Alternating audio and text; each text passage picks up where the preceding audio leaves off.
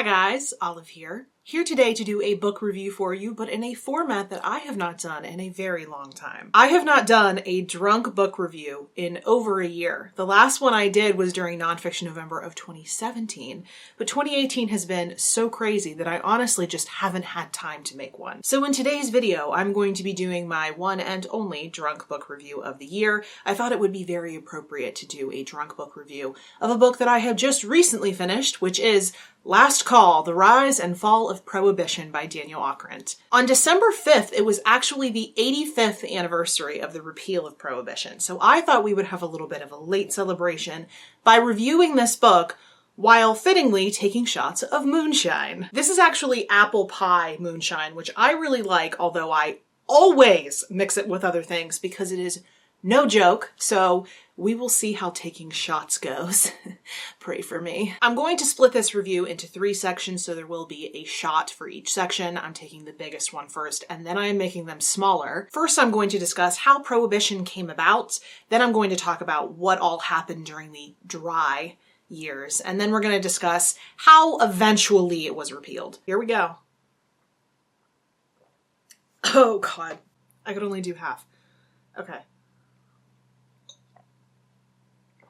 Got it. Oh, it's been a while. First things first, this book was published in 2010 by Scribner. I read the paperback edition, which came out in 2011. That comes in at 468 pages, including the index and all of the notes. It is a comprehensive history of Prohibition, what led up to it and what followed it. If you didn't know, between the years of 1920 and 1933, alcoholic beverages, or as was stated in the Constitution, intoxicating liquors, were prohibited from being produced or sold. It had been in the works for a while as a result of the temperance movement, who believed that alcohol was a social evil and that society as a whole would be a lot better off without it. But it was really a perfect storm of occurrences that allowed the 18th Amendment to come into being. The arguments for prohibition were nearly always moral ones, or at least were perceived as moral. Let's be clear here. Alcohol isn't good for you. I'm not taking shots of this like, I can taste the nutrients. Drinking to excess on a regular basis can really take a toll on your body, since it is essentially tasty, exciting poison. And it certainly can be addictive. A large portion of the proponents of prohibition were women who were tired of seeing their men be slaves to the bottle. Alcoholics are addicts, and mean drunks can often be violent, so it's a logical conclusion that women wanted rid of the saloons that were supplying the booze, or in some cases the venereal disease. Knowing that a large number of women were for prohibition made the temperance movement team up with the suffragettes, knowing that if women got the vote, prohibition would get a huge boost of support. But they also weren't picky about who they teamed up with. They gained the support of the KKK, considering there was more than a whiff of bigotry at the core of the movement. They blamed a lot of the social evils in the United States of the day on the old world cultures. And when World War I kicked off, anything associated with Germany, like brewing, was vilified. But not everyone was for prohibition. Those who were for it were known as dries, and people who were against it were known as wets. And this book is chock full of similes for those two words. Some of them are really clever, and other ones are just over the top. Like a certain politician was called as wet as the middle of the Atlantic Ocean, and another one was as dry as a burnt piece of toast. I laughed for a good minute at that one. So, if to the temperance movement alcohol represented a social evil, why would some people be opposed to prohibition? Well, first of all, some people like drinking, and the choice to abstain or to be a teetotaler is very easily a personal one. Taxes on alcohol also, at the time, made up a good portion of the national income, and if alcohol were going to be prohibited, then something else, meaning an income tax, would have to take its place, which is what ended up occurring. And to say that some people were entirely wet or others entirely dry would still not be giving an accurate portrayal of the situation, because many politicians specifically didn't vote the way they drank. They wanted to support prohibition publicly, but still wanted to continue drinking privately. Also, many of them thought that the actual amendment was going to end up being far more lenient than it ended up being. So let's talk about the 18th Amendment. Whew, boy.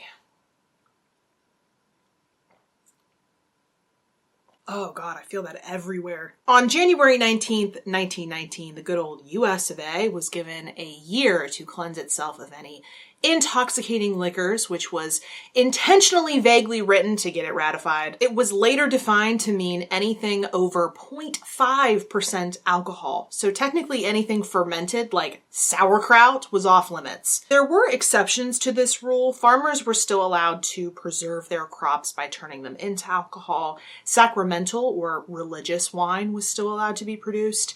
And anything prescribed to you by a doctor was okay to consume. But of course, as you would expect, these exceptions were pushed to their very limits. Anyone else who wanted a drink could very easily obtain one. Bootlegging took off in a major way, and this book covers just about every different way that alcohol was illicitly imported into the United States or produced within the United States. Enforcement of the 18th Amendment was nearly impossible and certainly improbable, considering how much more lucrative it was for authorities to take bribes and turn the other way pretending they hadn't seen something. As we all know, forbidding something actually makes it all the more attractive to people. And so drinking culture actually boomed during the Prohibition years. It became a form of rebellion. This was very attractive to young people, and it was glamorized by speakeasy culture, by high society, think F. Scott Fitzgerald, The Great Gatsby, and by Hollywood. Bootlegging became big business as a result, and the rise of gangsters like Al Capone made enforcement even less likely, considering they had the authorities and judges in their pockets. And any cases that actually went to trial were all the more unlikely to result in actual punishment, since juries were A, afraid of people like Al Capone, and B, didn't necessarily see anything wrong with violating the 18th Amendment because everybody did it. And so, respect for the 18th Amendment, which was widely believed to have been ratified as a result of political manipulation taking the guise of the moral high ground, was nearly non-existent. Yet everyone believed that its repeal was impossible. Let's talk about repeal. Oh my God.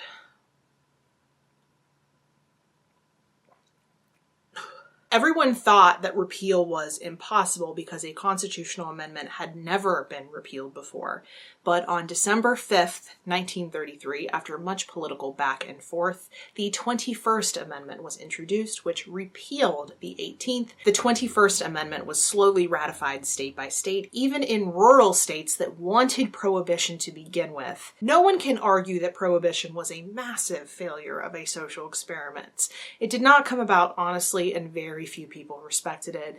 People blatantly disregarded the law with no threat of consequence. Even public drives drank privately. Okrent very skillfully points out the extent of the hypocrisy in this book. Toward the end, no one wanted prohibition anymore except the evangelicals and the bootleggers who were making big bucks off of it. But the author does say, in the simplest terms, that prohibition did achieve its purpose because people drank less.